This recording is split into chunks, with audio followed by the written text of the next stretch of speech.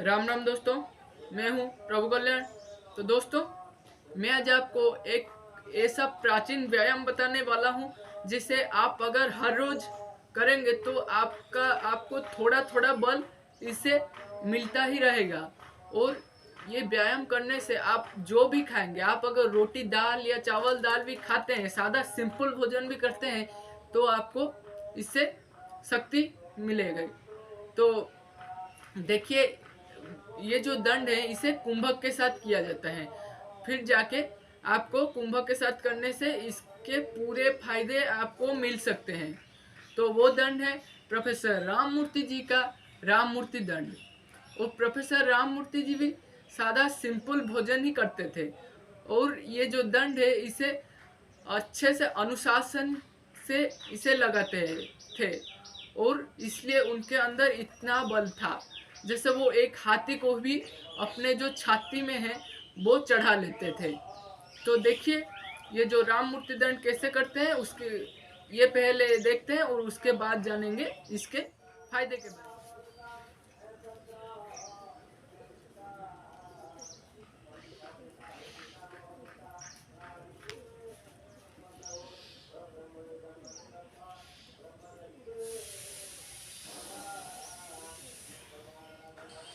आप पर्वतासन में आकर पहले 3-4 बार लंबी गहरी श्वास लें और उसके बाद लंबी श्वास लें और श्वास को रोककर कुंभक लगाएं और धीरे धीरे धीरे धीरे करके आप नीचे जाइए, ऐसे जैसे आप देख रहे हैं।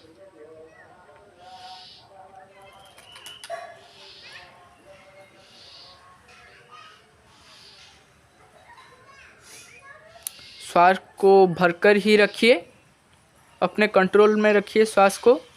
और फिर धीरे धीरे धीरे धीरे करके आप फिर से पर्वतासन में ऐसे आ जाइए और फिर पूरा श्वास को एक ही बार में छोड़ दें।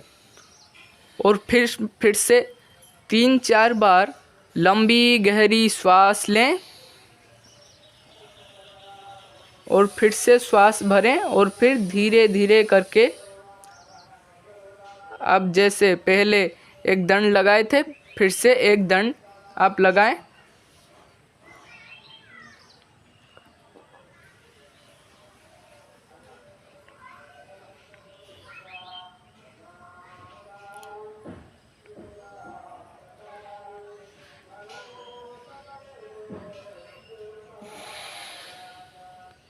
फिर एक ही झटके में श्वास छोड़ें और फिर 3-4 बार लंबी गहरी श्वास लें और फिर से श्वास भरिए और फिर धीरे धीरे करके एक दंड लगाइए।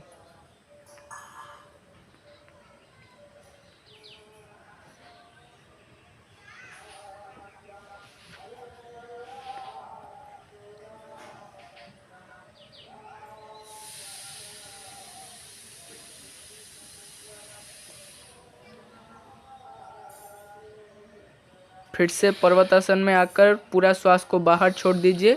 फिर से 3-4 बार लंबी गहरी श्वास लें और फिर श्वास भरकर कुंभक लगाइए और फिर धीरे धीरे करके फिर से आप एक दंड लगाएं।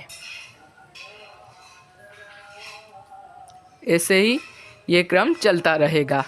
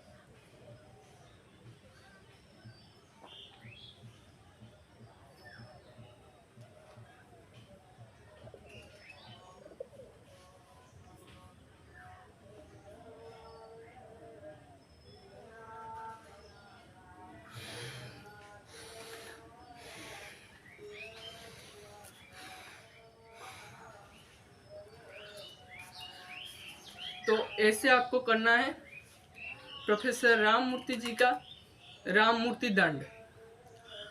आपको पहले पर्वतासन में आकर आपको श्वास भर लेना है और धीरे धीरे आपको नीचे जाना है और फिर भुजंगासन में आना है और फिर से जैसे पहले थे आपको धीरे धीरे नीचे से फिर से पर्वतासन में आकर पूरा श्वास को बाहर छोड़ देना है और फिर से 3-4 बार आपको लंबी गहरी श्वास लेनी है और फिर से आपको श्वास भरनी है, कुंभक लगाना है और फिर धीरे धीरे करके आपको ये राम मूर्ति दंड लगाना है और फिर से पर्वतासन में आना है, पूरा श्वास को छोड़ देना है 3-4 बार, फिर से लंबी गहरी श्वास लिए और फिर कुंभक लगाए और उसके बाद आप जैसे दंड लगाते हैं राम मूर्ति दंड वैसे आप किए।